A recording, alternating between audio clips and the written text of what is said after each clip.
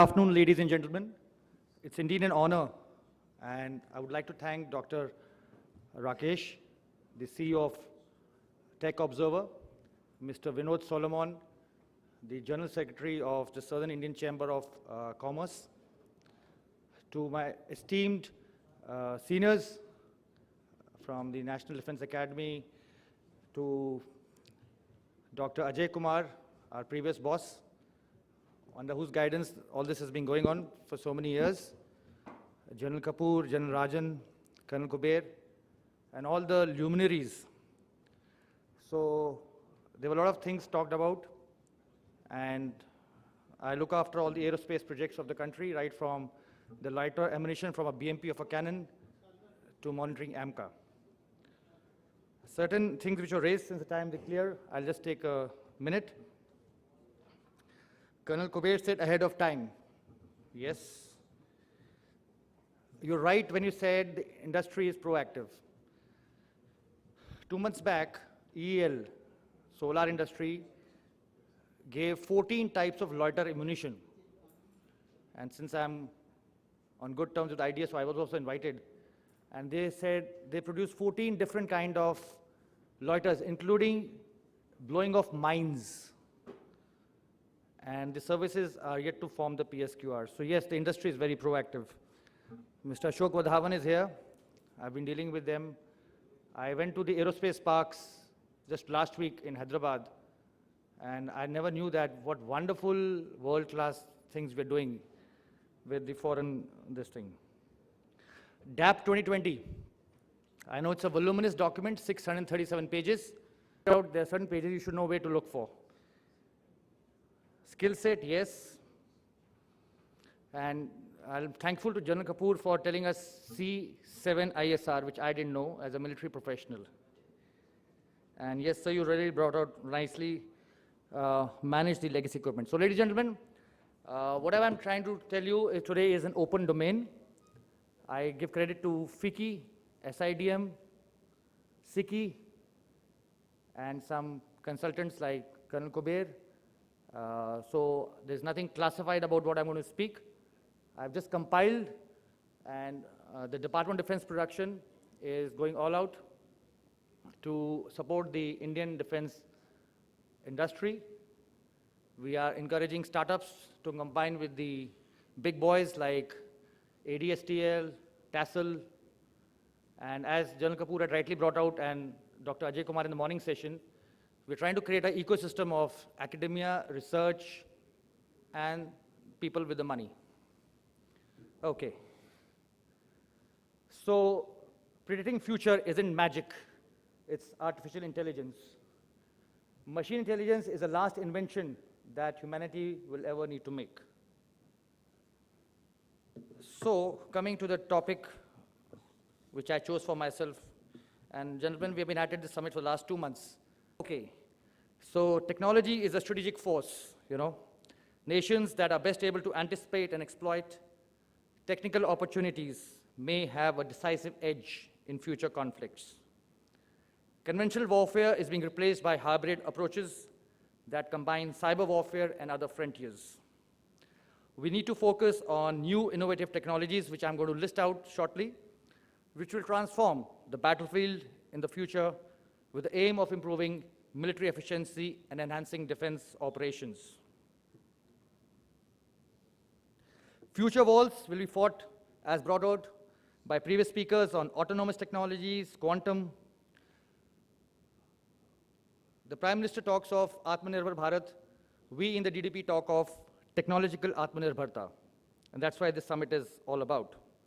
In defense, we'll be focusing on cutting-edge areas and developing indigenous technologies and systems. And I've been dealing with various industry partners. The biggest issue is today holding the intellectual property in India. And we are working that to a great extent.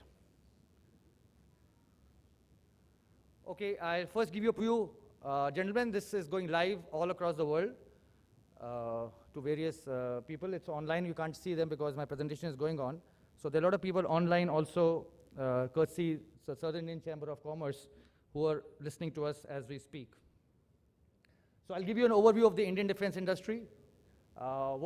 Since I'm the director of aerospace, so aerospace comes close to my heart, also being an air defense guy and served with the Air Force most of my career. Then talk of naval, and lastly, the service which I belong, land systems. Okay, I'll just give you an overview of, what is required. There are three big pillars. One are the defense public sector undertakings. We have 16 of them with the 8.5 billion capital. We have got 52 DRDO labs, and you name it. This is all made in India. Just capability of our DPSUs. Here we have, HAL. The CNC talked about HAL and a Commodore. Things have changed. When on 3rd December, the PMO issued the policy letter on Buy Global. All the DPSUs are accountable, and we are making sure that they give quality product to our services. This is the biggest landmark reform as far as defense industry is concerned in independent India. And courtesy the Prime Minister who bit the bullet, and we had the setting of the 7 new defense companies. This company, Munitions India Limited, is going to earn 1,000 crores profit in this financial year, 1,000 crores. So this is dedicated to the nation by our Honorable Prime Minister, and there were a lot of issues involved since my directorate was that a lot of problems were there, a lot of litigation, but we bit the bullet and it's doing well, let me assure you. Now coming on to our brothers in the private sector, I could just list, so please don't mind if I missed out because, so they are also capable and doing all this.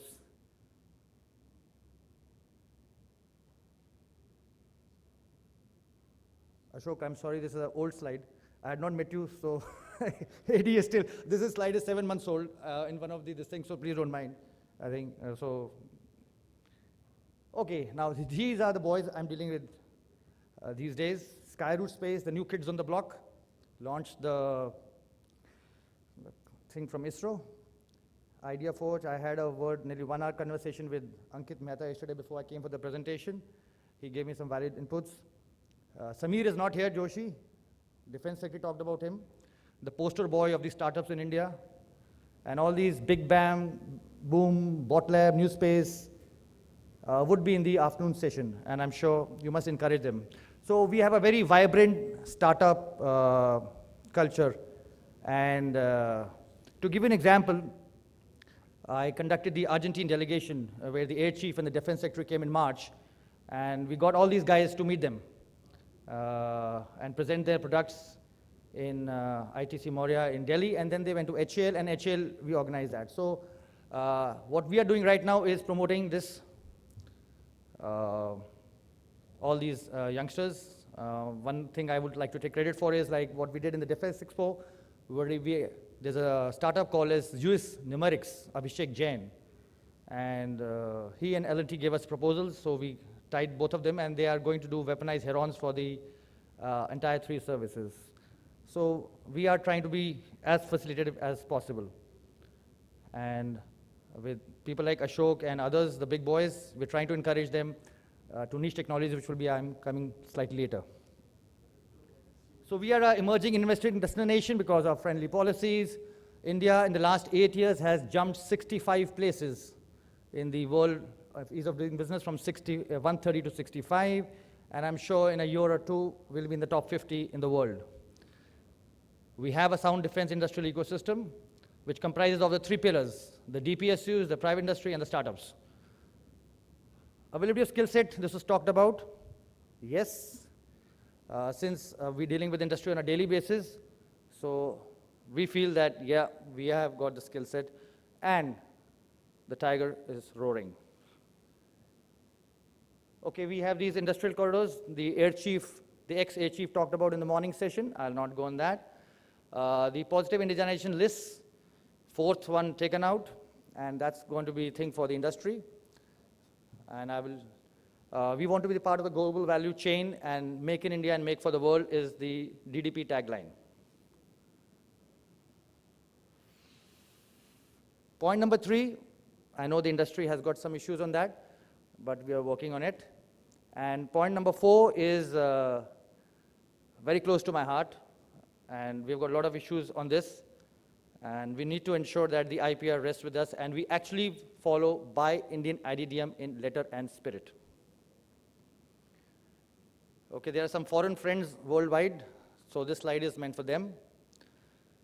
The Raksha Mantri, before the valedictory address, said that Atmanirbharta does not mean isolation. You know, aerospace and defense, we cannot be in isolation, and nobody can be. You know, you can never achieve 100% IDDM. It's a fallacy. It cannot be achieved. So yes, we look forward for the joint ventures, provided they play with the rules of the game, as enshrined in DAP 2020. These are some success foreign stories which I've seen personally myself last week. And this is the one which gives us the confidence that slowly and steadily, 2030 is a timeline when India will become a defense manufacturing hub. So day by day, you would see this coming and everything getting banned from import, and it's good for our private industry and giving a thing to our MSMEs, an impetus to R&D. So these are our interests covered in the morning: AI, cyber, advanced simulators, unmanned systems, radars, surveillance, and robotics. Okay, these are some of the things talked about in the morning. I'll not repeat what I've already talked about. So hypersonic technology, speed greater than 5 Mach, ramjet, utilizing the incoming air, high power microwave to disrupt sensitive electronics. And this is for the industry partners who are watching this presentation, that this is a requirement of the services. High energy lasers, if we have to keep pace with the time. So we need to develop some R&D, we need to pump in money, especially the big boys in the defense industry. The first 2 points are from Ankit Mehta. He said, sir, you please tell them to the industry tomorrow. So he says, nano radars. As per him, we want to miniaturize all the components on the airborne platforms. General Kapoor talked about cognitive technologies, asymmetric. I'll just dwell on it further. That's a nano radar. If you see,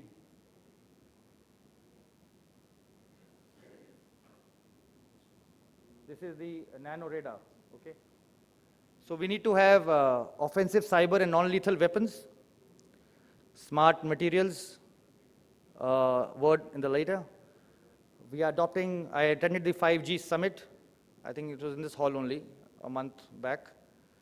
So 5G, 6G, and predictive maintenance. So predictive maintenance. General Kapoor talked about legacy equipment, sir. I am talking of predictive maintenance, you know, how the new generation of aircraft, the sensors should be such that they warn the human guy, listen, there's something wrong with your aircraft or your weapon or your platform. So as somebody rightly brought in the last session, LinkedIn is a beautiful platform, and I'm following a lot of the Indian companies and startups on that. So we come to know on a daily basis when I travel metro from my work to home and back. That's the LinkedIn time which I get to keep myself update on what is the industry doing about it. So predictive maintenance is one which I see in the Western world. I think we in India also need to talk about smart materials. I'll just come a little later. So people who not versed with the military asymmetry, you know, between two forces or entities who are not relatively powerful. You may have something what's happening in Iraq, in Afghanistan earlier, something, essentially a violent combat between a formal military and an informal, less equipped and supported, undermanned but resilient and moderate opponent. So we need to work on that. And I think for that, you have non-lethal weapons to fight that kind of wars, for example, in the built-up area. Then you have smart materials, materials that can change shape or behavior with hot water, pressure, chemical, light, heat. And these find specialization and application in aerospace and electronics. Then you have cognitive technologies, which General Kapoor was talking about, and would extend the power of information technology to tasks traditionally performed by humans, so you utilize the human brain and use, the aim being that you use the humans in more complex tasks and not mundane tasks, and you replace them with machines. This is what when I was doing my research for this presentation, the Defense Advanced Research Projects Agency, DARPA in the US, is working on sensor plants, which uses plants to gather intelligence information. I was surprised. Look where the world is going. So we need to really catch up with people. Okay, now coming to my aerospace domain. Aero engines, as we all know, is a criticality. We had a seminar in the Def Expo, just thing on air engines. So we are urging the bigger industries to take this forward, either through the special purpose vehicle model, TOT, whatever, because this, I think, is the crux in the aerospace domain, the aero engines. HALE, German Atomics is after us to get those predators, but we want to have a good deal for our country. And we have told TASL, we have told ADSTL how they can get this technology. Ashok has got Hermes 900, but they'll mange more. Now you have to go from graduate from male to HALE. So let's see how you guys can do it. So critical components for drones. This is the point from Group Captain Narang when I was discussing with him my presentation. And even Ankit told me this. Ankit sent me a presentation in the morning where he talks about the American Defense Department having banned anything because a lot of things they found Chinese embedded sensors in their flight controllers, and the information goes getting relayed back to China. So this is the thing, and since we monitor all the aerospace projects and drones, people are getting berserk, left, right, and center. Even a 12th class pass wants to make a drone and then sell it to the services. So we need to have these technologies homegrown, flight controllers, operating system, cameras. We don't want, and my biggest worry is that right now as we speak, and some of them have confided me that a lot of things is coming from China. So if we do this, whether the balloon goes up, I'm afraid our own information will be going back to the Chinese servers. So we need to really be very, these have got implications on national security. Simulation software. Radars for drone detection. Can you explain this point, Group Captain Narang, for me so that I have a dialogue? Can you please give the mic to him? This is from a study which he did with Headquarter IDS and all. All these points are from that study. So let's make it more dialogue. Yeah, radar, basically drone detection. Detecting a small, slow, low-flying drone is a challenge. DRDO has developed one radar, but we need more accurate radars which can give more assured detection, identification and tracking capabilities of rogue drones in a non-cooperative manner. So these are the new technologies, multiple in, multiple out, and PCL radars, which are evolving technologies. And India has developed counter-drone system through indigenous, some of the startups. So there is a potential for these technologies to evolve into the next generation of counter-drone systems. Many of the indigenous counter-drone systems inducted by defense forces are indigenous.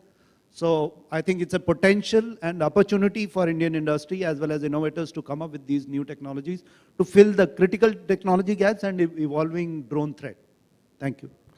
And one more part which probably comes up is, whatever counter-drone systems are being developed, tomorrow's threat is not only to the ground systems, but also our flying systems. So we will have to integrate these systems in our future platforms. Thank you. Passive coherent location radar. Thank you, Group Captain Narang. Passive coherent location radar utilizes the already emissions in the air, from various signals, and then it uses already to detect targets. Beautiful concept. So you require high energy lasers, you require high powered microwave. Group Captain Narang has done a wonderful study. If you have a thing, you must access to it and We are trying to get the in-house orders out in the MOD before we go to civil aviation and MHA. And we have Colonel Gaurav Srivastav from the NSCS also here. So our recommendation is that we need to all get together to sort out this. Another thing is unified traffic management system, which we need to be very careful about. We are talking about threat-race commands. So what's happening right now, another worry of mine is that you have various startups, various industry partners giving us drones. There are no standardized data protocols, okay? So once we'll have air defense command or will we have a threat-race command, how will these speak to those data centers? That's a worry, which we need to be very careful of. And we requested the think tanks like Group Captain Narang, Drone Federation of India, other think tanks to work on this and get a solution fast. And the last point I've already covered earlier. You don't have standard protocols, you're going to play merry hell in times to come. So this is a report of FICCI, Sumit Gupta, and I think headed by Ashish Rajvanshi, who's the FICCI chairman for drones, including Ankit. So I got this data. So they're talking about hydrogen fuel cells, advanced processing chips. I know in Gujarat we have made some headway.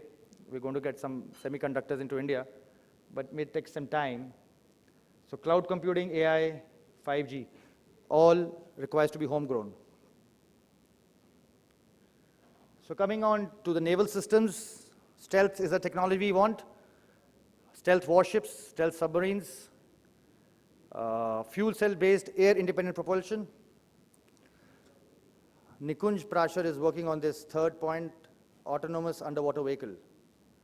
I had a privilege to Saga Defense Engineering, and I had a privilege to listen to his talk in one of the TDF webinars of DRDO. So a lot of effort is going on. Advanced electronics, computation, and energy storage power systems. Actually, this whole lot of things. I've just listed out a few, because of paucity of time. In 20 minutes, you cannot cover everything. So I'm giving you a broad thing what is required. Coming to the land systems, hypersonic missiles, greater than 5 Mach, missile defense system. You require state-of-the-art long-range discrimination radars. So our recommendation to the industry is to tie up with their partners abroad, get this technology into India, buy out these guys as far as TOT is concerned, and get this technology into India. So as I see it, these are the 5 big tenets of getting niche technology into India. Leadership, which Dr. Ajay Kumar and General Kapoor talked about in the morning. Somebody has to take onus. There has to be ownership. We can't keep waiting. We may have business interests, but we also have national interests.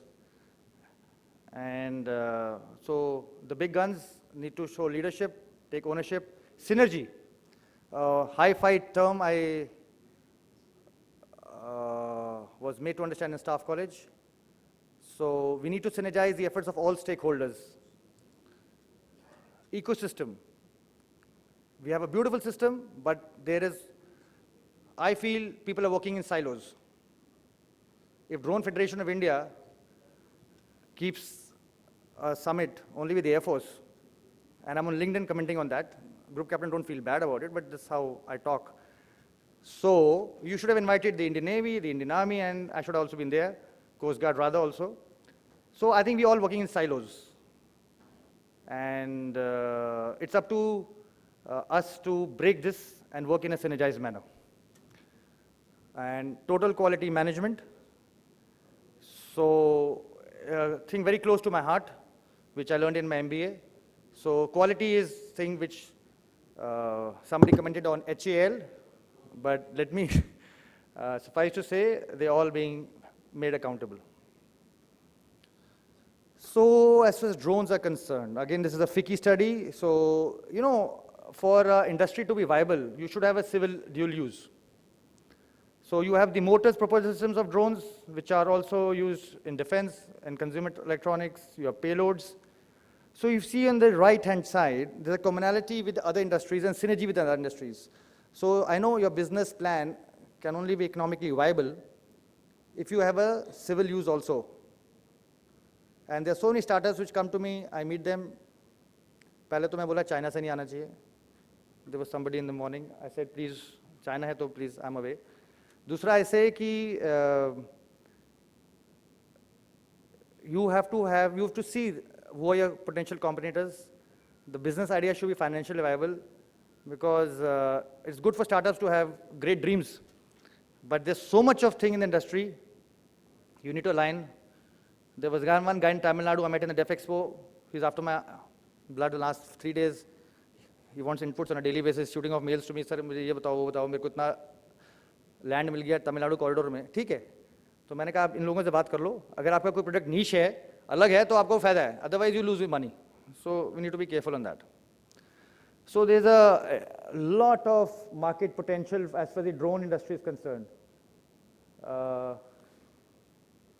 If you see here, by 2025, it's going to be 77,300 crores and exports up to 4,300. This is what the study Ashish Rajvanshi and team have done, and they have, into various sectors: homeland security, commercial, counter UAVs, and defense. And by 2030, is the timeline, people ask us, when is India going to become a defense manufacturing hub? So this is the timeline we're attempting just 8 years down the line, if we all synergize our efforts.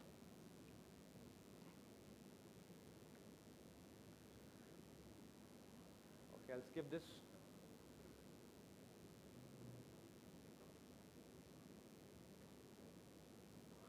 Point number 3, critical.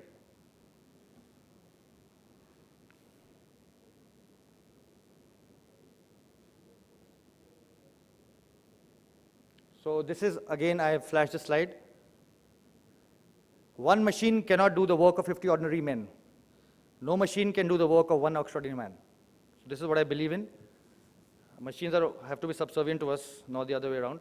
You might have AI and whatever it is. Jai Hind. Thank you.